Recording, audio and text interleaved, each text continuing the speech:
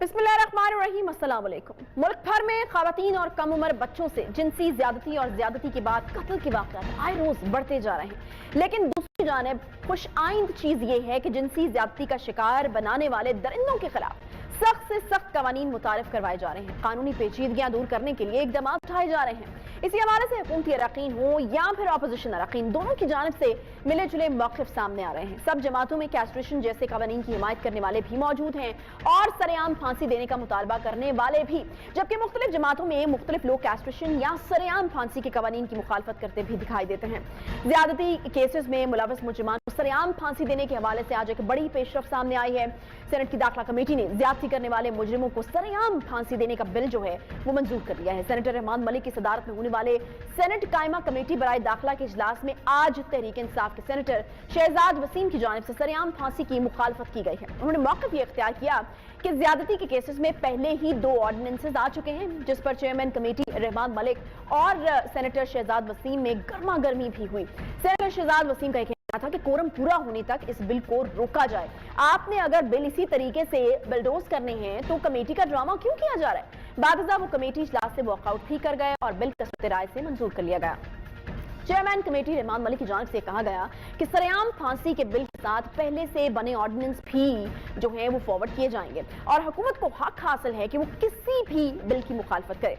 Senator Javed Abbasi की जानिब से एक बहुत ही अहम मामले की निशानदेही भी की गई। उन्होंने नुक्ता ये उठाया कि बच्चों से ज्यादती के केसेस में मुतासरा जो फैमिली होती है उसको राजीनामे की इजाजत नहीं होनी चाहिए। दूसरी जानिब उनके एक बड़े तहलका खेज इंकशाफ ने भी दिल दहला कर रख दिए हैं। सेनेटर जावेद अब्बासी ने कमेटी को बताया कि मैयत के साथ रेप के केसेस भी बहुत ज्यादा हो रहे हैं। अगर इस मुतालिक बिल ना पास किया गया तो कल हमारे अपनों ने भी कब्रों में जाना है।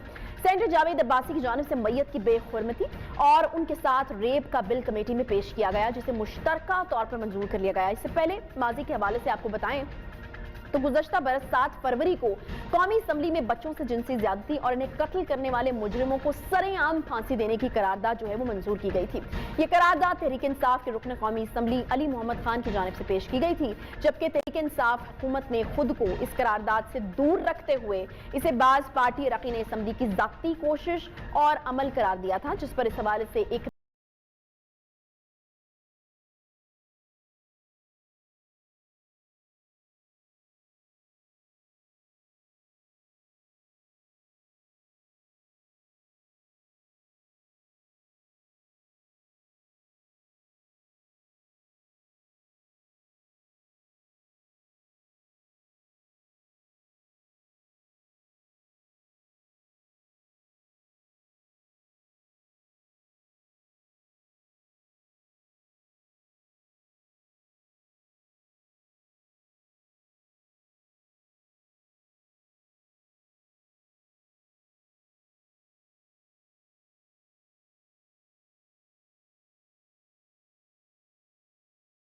देने वाले परवरदिगार की पैदा की हुई मरवा को बेइज्जती के साथ उसकी बदरी की उनकी इज्जत क्यों ना उछाल दिया, उनकी गर्दन क्यों ना काट दिया। पाकिस्तान जो है वो यूएन का ये एक सिग्नेटरी भी है कि आप हैंग नहीं करेंगे और पब्लिकली हैंग करना जो है वो उसको कोई माशरा भी एक्सेप्ट करने के लिए तैयार नहीं होगा। जब तक इन लोगों को कुरान के मुताबिक सजाएं नहीं देंगे हर सूबे में ये होता रहेगा।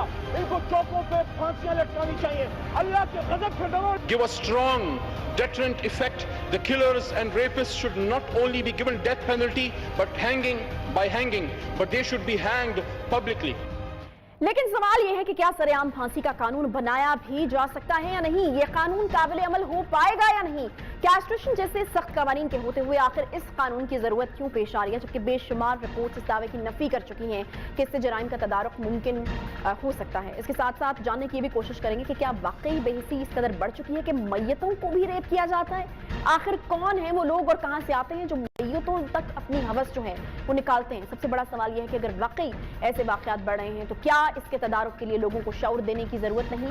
क्या इस माइंडसेट से लड़ने की जरूरत नहीं? हमारे साथ इस तक मौजूद है रहनुमा मुस्लिम लीग नून सेनेटर जावेद अब्बासी साहब, जिन्होंने ये अहम बिल्स कमेटी में पेश किए। बहुत शुक्रिया सेनेटर साहब प्रोग्राम में ज्वाइन करने के लिए।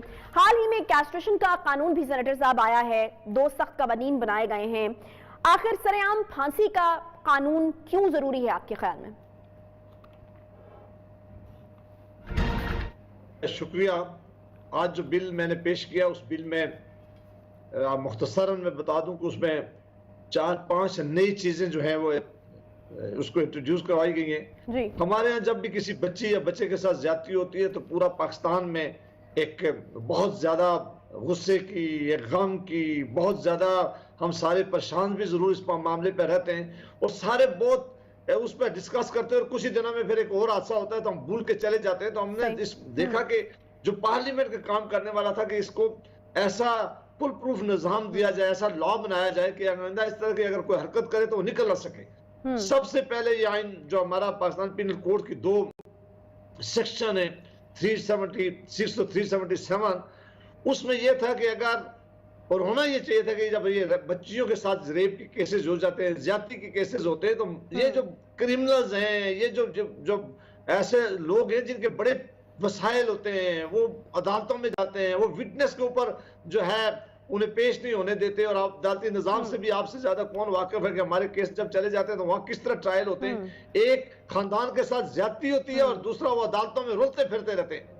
आज और ये इसमें 2 सजाएं थी, एक सजाए उम्र यानी उसमें थी कि सजाए मौत होगी और ज्यादा दूसरी उम्र कैद होगी, और ज्यादा ये सजाएं उम्र कैद में बदल जाती थी और 4 या 5 सालों बाद वो लोग बाहर आ जाते थे। मैंने इन 2 सेक्शन में आज जो अमेंडमेंट लिखी है उसमें लिखी है कि अगर किसी को उम्र कैद होगी इन 2 केसेस में, बच्चों और बच्चियों के साथ ज्यादती करने वाले केसेस में, ये उम्र कैद ये समझी जाएगी कि वो उस वक्त तक भी आइन बाहर रहेगा, जेल में रहेगा, जब तक उसकी जेल में डेथ नहीं हो जाती। वो दोबारा सूरज नहीं देखेगा, इस माशरे में नहीं आएगा क्योंकि ऐसा आदमी किसी तौर पर इस काबिल नहीं है कि जो बाहर आ सके।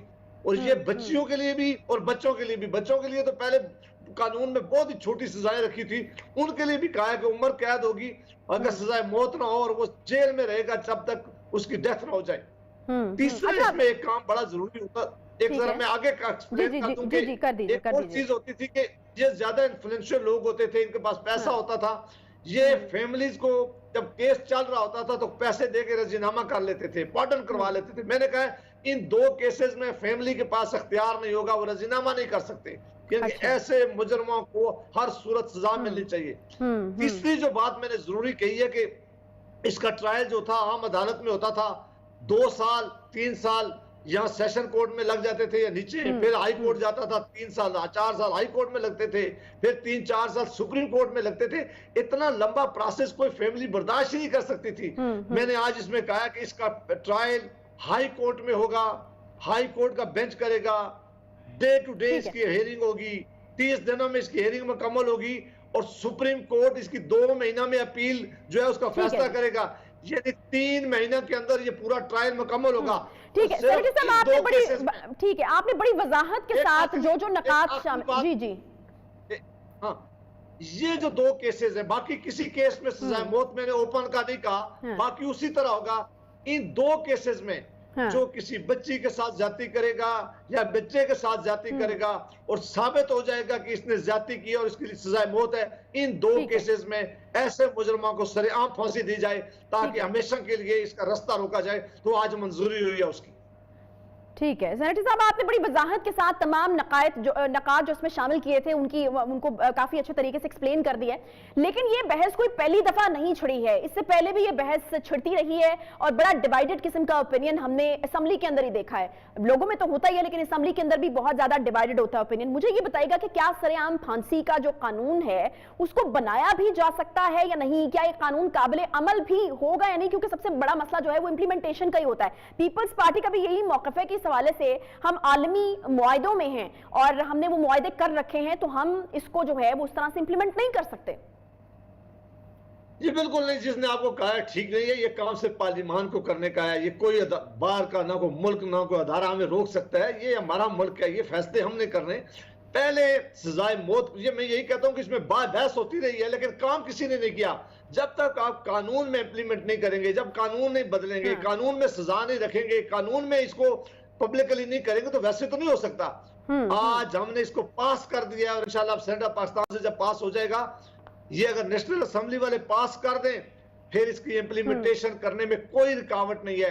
दुनिया तो पहले कह रही थी कि सजा मौत भी खत्म कर लो। जब पाकिस्तान पीपल पार्टी का जमाना यहाँ मैरिटोरियम लग गया था कई सालों तक तो यहाँ अपने जो हार्ड क्रिमिनल थे उनको सजाए मौत नहीं देते थे।